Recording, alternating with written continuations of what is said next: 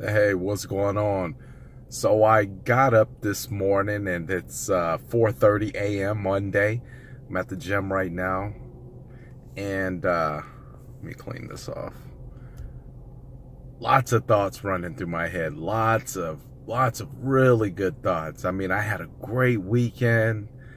Um, no, obviously things come up, but over time you know, if a deal falls through, you learn how to deal with it. If you get into a disagreement with your wife, you learn how to get through it, and whatever the case may be, you just start learning how to get through it. You just learn that I'm tired of it holding me back. I'm tired of it having control over me.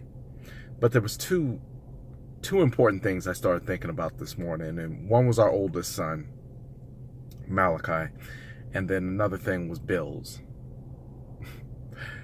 Now, with my wife getting back into school to get a degree, she didn't ask me to take on more responsibility. I thought that's natural when you see your partner giving it all they got and going out on a limb. You don't have to be asked to assist.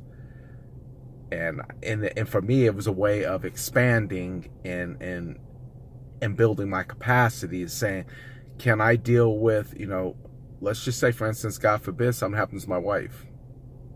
Things happen all the time. We got kids we got to take care of.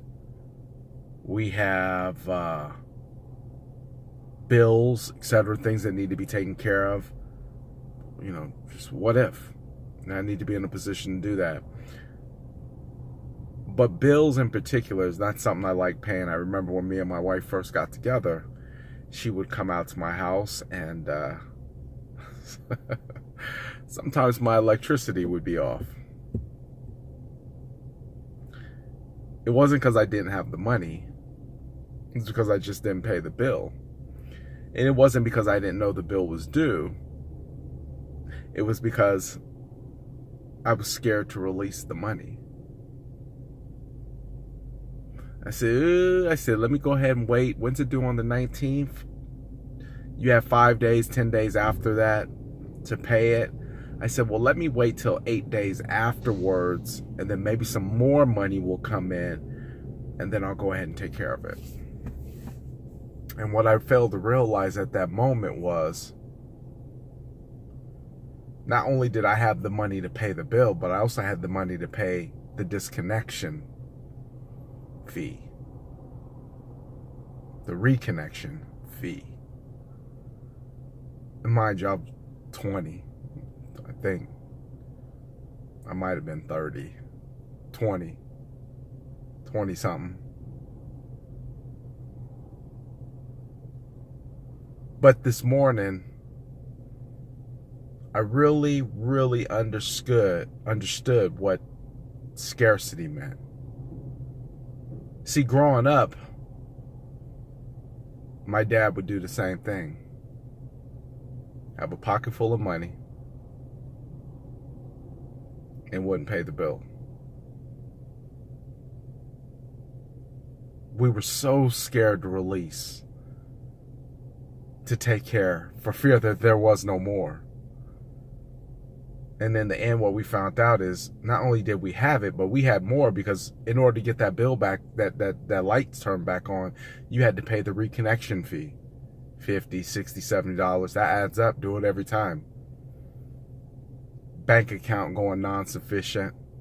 Oh, you had the money. Now you got to have the money plus the $35, $40 it takes for the non-sufficient funds fee. Try that times 30. We live in this state of scarcity where we always think we're going to run out and not have enough, that we run out, find out we had more than enough, end up kicking ourselves each and every time. Don't find yourself wrapped up in scarcity. Don't find yourself wrapped up in not enough. Listen, I've paid tithes when I didn't even have the money. I've given when I could or did not think that it was possible to give. And I've seen the miracles that happen afterwards.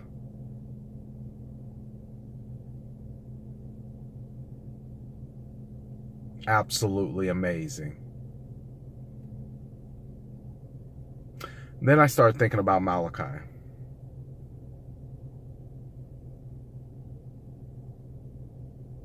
Started thinking about how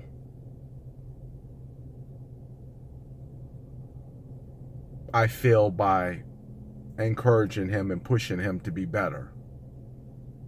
Because I see greatness in him. And how I push hard. But the one thing that I would remind him is that if you want greatness, you have to get up for it. Doesn't matter what time of the year it is. Anytime before 5 o'clock, it's going to be dark outside. If I had to convey one thing to Malachi that I have, is that you have greatness in you.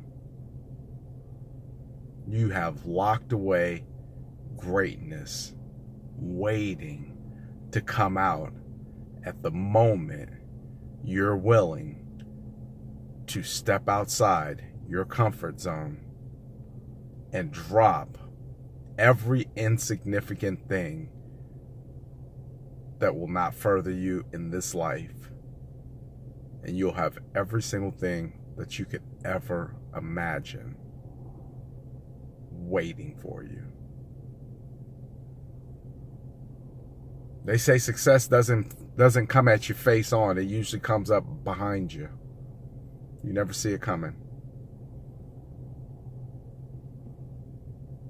And I started thinking about that, and I'm thinking maybe it's because you're putting in so much work that eventually it gets to a point where you're no longer thinking about the success. It just becomes a part of who you are.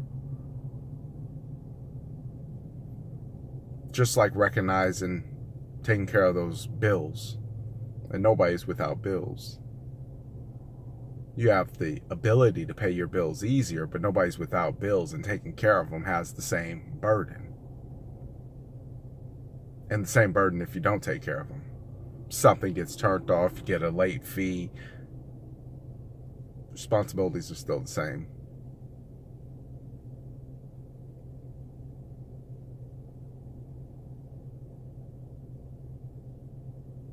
It's not easy.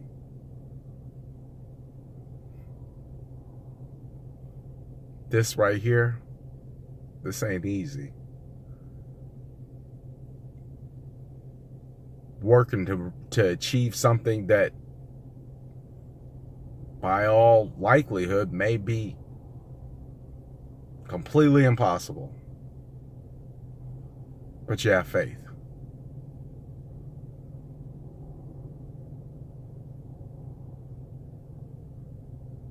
That's why you build capacity.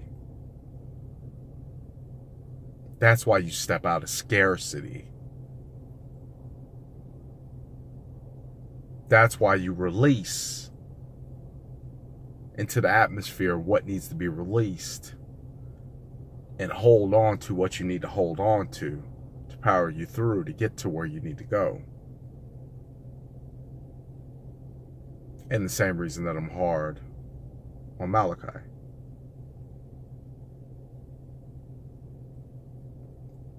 Because it's all possible. It's all relevant.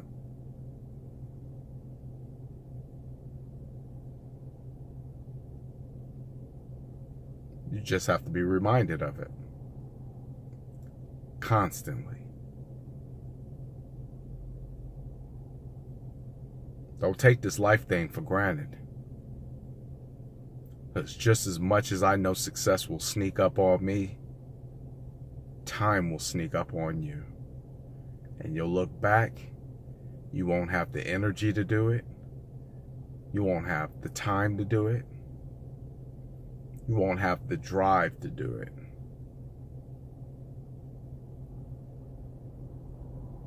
You got to do it now. That way, the next 2 years, is dramatically different than the past 2 years. Stay blessed, take care. I know my job. Do you know yours? And are you on it? Stay blessed, take care.